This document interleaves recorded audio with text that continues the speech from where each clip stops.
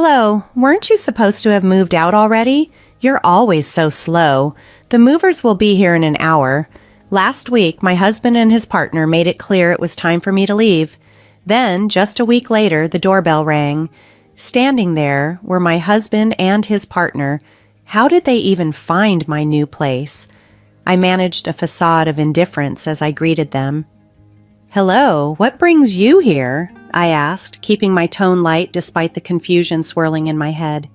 "Wait, what are we even discussing?" "My name is Donna, a 36-year-old housewife. My husband Matthew and I have been married for 8 years. This year was supposed to mark our 8th anniversary. Surprisingly, I've lasted this long, given the challenges. My in-laws were particularly tough on me, constantly ordering me around. "Hey, bring me my coffee," my father-in-law would demand. "Sure, right away.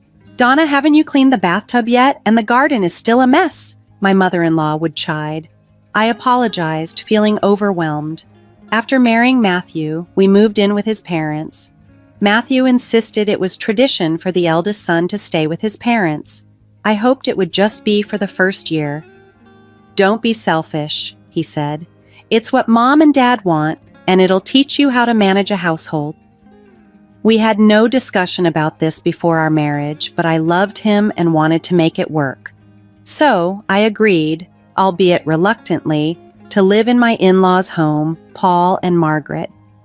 "I'm excited to start our life together here," I said, trying to stay optimistic. They welcomed me with warm smiles on my first day, making me hopeful that maybe, just maybe, things could turn out well. However, my hopes quickly crumbled the following day. My in-laws began to show their true colors. "How long are you going to stay in bed?" my mother-in-law snapped, her tone harsh as she woke me up with a glare. I glanced at my phone. It was only 4:15 a.m. "It's only 4:15, I mumbled sleepily. "So what? Do you think you can finish all your chores if you wake up this late?" she retorted. I was bewildered by her expectations, but it soon became clear what she demanded. "First, you need to prepare breakfast for everyone. Pancakes for Paul, cereal for me, and you must also make salads and cook eggs. And don't forget to pack Matthew's lunch for work." With such a laundry list of tasks, I realized waking up early was my new norm.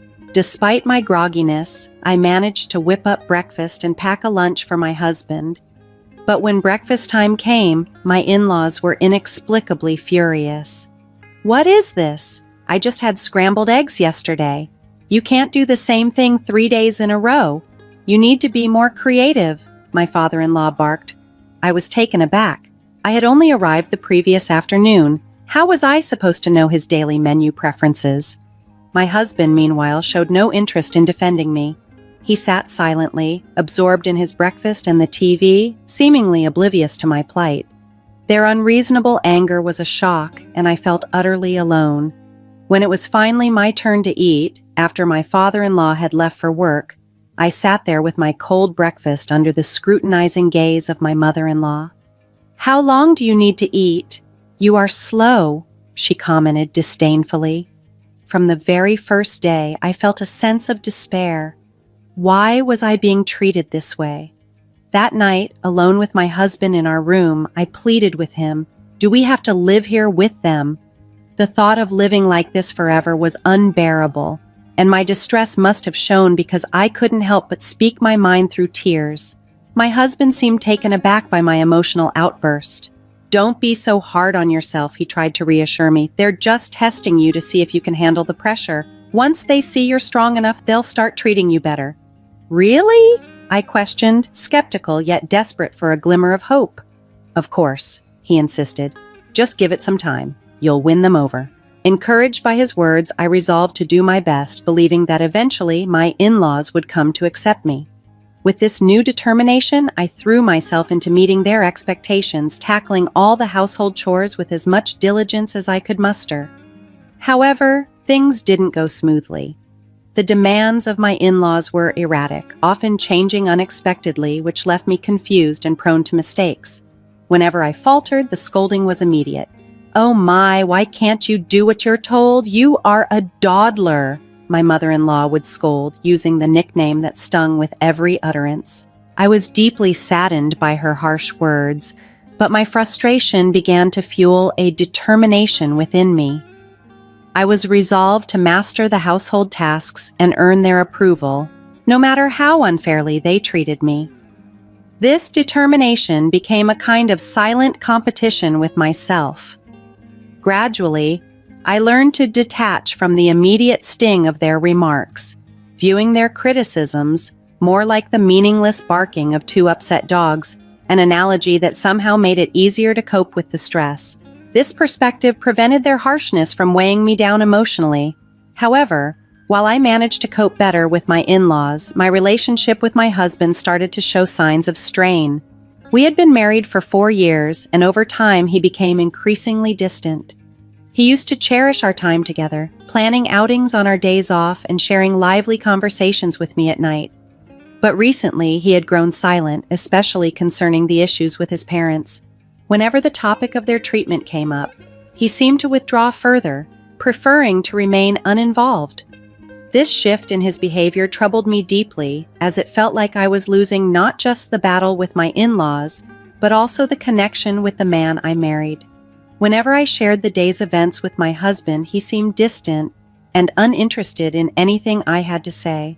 It felt like he was gradually losing interest in me and our marriage. I found myself questioning whether it was right to continue in a relationship where I felt so unsupported. During this period of doubt, my father-in-law unexpectedly fell ill and passed away. The shock of his sudden death deeply affected both of us. My mother-in-law, Margaret, was especially devastated, having lost her lifelong companion. Despite her previously harsh treatment towards me, I couldn't bear to see her so broken. I made up my mind to stay by her side and help her through her grief. "How are you feeling, Margaret?" I asked gently, trying to offer some comfort. "Thank you for asking, Donna. I'm feeling a bit better today," she replied, her voice weak. The loss seemed to have softened her somehow. The once harsh and demanding mother-in-law was now visibly fragile and exhausted. Recognizing her need, I took it upon myself to take care of her. I managed all the household chores, regularly bought her favorite treats, and even took her out to a cafe when she felt up to leaving the house. The experience of losing someone so close was undoubtedly profound, and I understood that. As I continued to support Margaret, she began to recover gradually. She smiled more often and started to take on small activities by herself. Eventually, she even expressed her gratitude to me, a moment I never thought I'd witness. "Donna, thank you. Thanks to you, I'm finding my way back. I'm sorry for how I've treated you," she said one day, her voice filled with sincerity. "It's okay, Margaret. I hope we can support each other from now on," I replied, feeling a genuine connection forming between us. From that point, the harsh treatment and bullying stopped. Our relationship transformed, and I finally felt a sense of harmony in the house. Reflecting on the early days of my marriage, I remember how overwhelmed I felt. Considering escape from the daily demands of creating varied breakfasts and meeting my father-in-law's strict standards, it was clear now how much my mother-in-law had been under his influence. Understanding this, I felt a new empathy for her. She had lived under significant pressure and control, which she had unwittingly passed on to me. Now, freed from that dynamic, we both found a way to coexist more peacefully and supportively. My mother-in-law had grown to see her stringent way of life as normal, largely influenced by her mother-in-law. However, the passing of her husband marked a significant change, allowing her to gradually return to the more relaxed person she had been before marriage. She used to believe that if something was done to 60% of her expectation, it was perfectly acceptable. Over time, she shared stories with me about her early life, her meeting with my father-in-law, and their early years together. These stories brought us closer, and I cherished the quality time we spent together, which somewhat compensated for the strained relationship with my husband.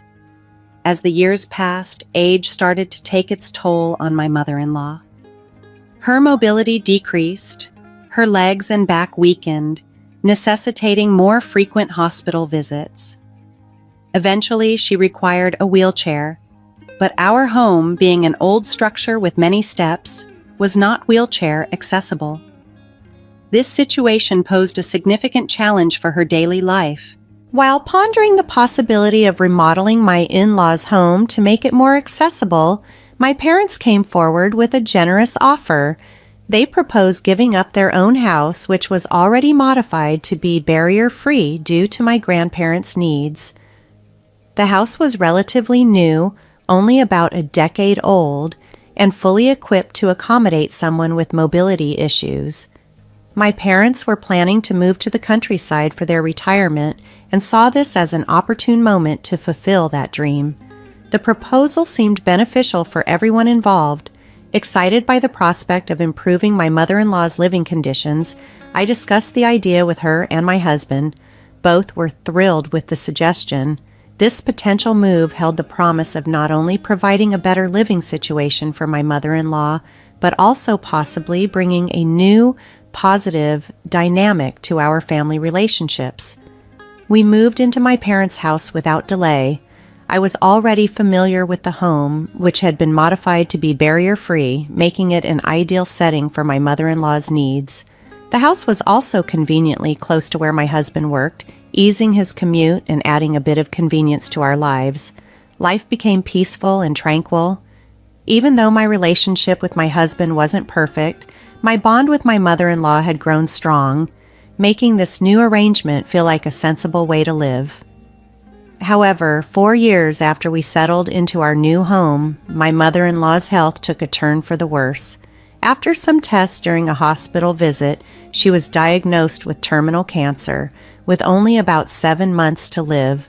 Determined not to let her face this alone, I visited her daily in the hospital to keep her company. "Thank you so much for everything, Donna," she would say during my visits. "Don't worry about it," I'd respond gently, hiding my sorrow. "It's the little moments that matter most now." She seemed to find peace in accepting her limited time, spending her days quietly and without complaint. When she passed away 7 months later, my grief was profound. Initially, our relationship had been fraught with difficulty due to her harsh treatment, but over the 7 years we spent together, she had become incredibly dear to me, almost like a second mother. At her funeral, my tears flowed unceasingly, a testament to the deep bond we had forged, especially in her final years. Following her passing, the house felt emptier, and so did my heart. The presence of my mother-in-law had filled our home with a kind of energy that was now painfully absent. With just my husband and me remaining, I couldn't shake off the intense feeling of loneliness, as if a vital part of my life was missing. Since I had spent most of my days with my mother-in-law, her absence brought into sharp focus the growing distance between my husband and me. We barely spoke in the mornings or evenings, and on days off, outings as a couple were non-existent. My husband started working longer hours, often coming home late, and even began working through weekends. It seemed like he was intentionally trying to avoid spending time at home. Feeling increasingly isolated and lonely, I decided to take up a part-time job. This turned out to be a refreshing change. Interacting with my colleagues brought a sense of camaraderie and relief. We shared our frustrations and challenges, which became a much-needed outlet for my stress. However, just when I started to adapt to this new phase of my life, my husband blindsided me with a request for a divorce, thrusting the papers in front of me without warning. "I want a divorce," he declared. I was stunned, not just by the request, but by the abruptness of it all. He then dropped another bombshell. "I have someone I'm in love with," he admitted, and without pausing, he introduced me to Anna, a young woman dressed in flashy clothes. It turned out she worked at a strip club he frequented, and they had started an affair. What's more, she was pregnant with his child. "I want to leave you and remarry her," he said flatly, as if our years together meant nothing. The shock was immense.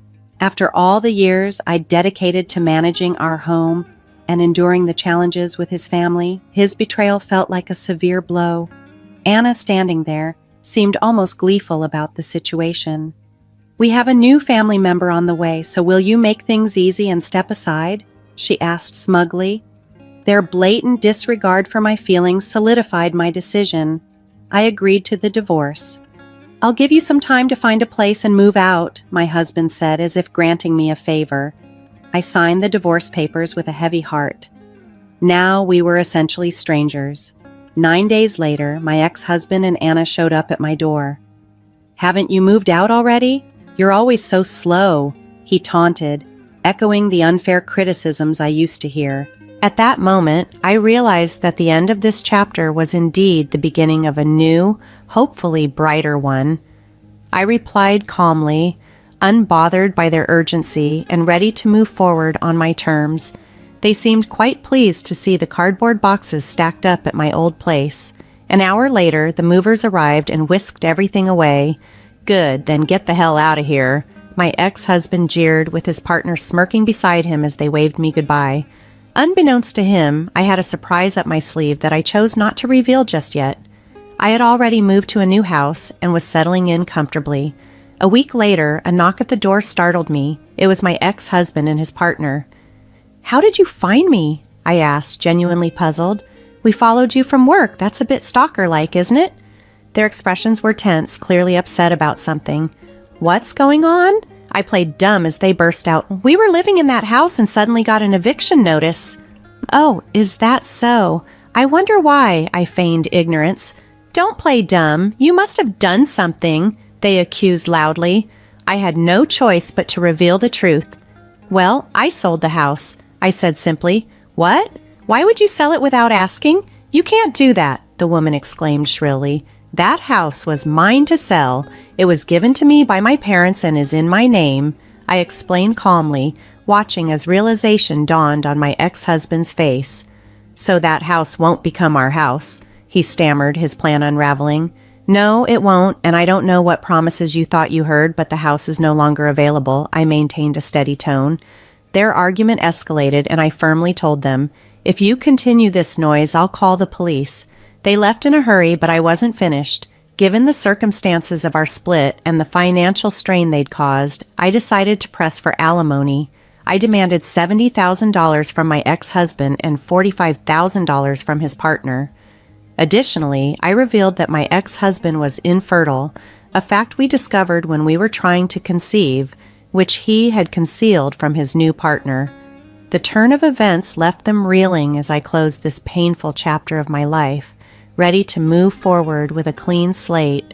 When I discovered the results of the fertility test, it was just after my father-in-law had passed away. In the turmoil that followed, I never had the chance to tell my husband about the diagnosis. As time passed, our relationship continued to deteriorate until we had grown completely apart, and I never shared the information with him. This oversight turned into a significant revelation later on. When my ex-husband introduced his new partner as pregnant, the truth about his infertility meant that he couldn't be the father of her child. This revelation threw them into turmoil, ultimately leading to their separation. Amid these developments, I asserted my rights and demanded alimony from both of them. I made it clear that if they failed to comply, I would take legal steps to ensure payment, including wage garnishment if necessary. My ex-husband, having lost his house, ended up living in a modest apartment burdened with debt. Meanwhile, his former partner moved back in with her parents, relying on them to help raise her child and assist with her financial obligations. Both found themselves in dire straits, a situation that seemed fitting given the circumstances. Amid these changes, my workplace offered me a full-time position, which significantly improved my financial stability. I moved into a comfortable studio apartment and immersed myself in my work. While I'm not rushing into anything new just yet, I'm open to the idea of finding a partner as I continue to focus on my career, feeling stronger and more independent than ever.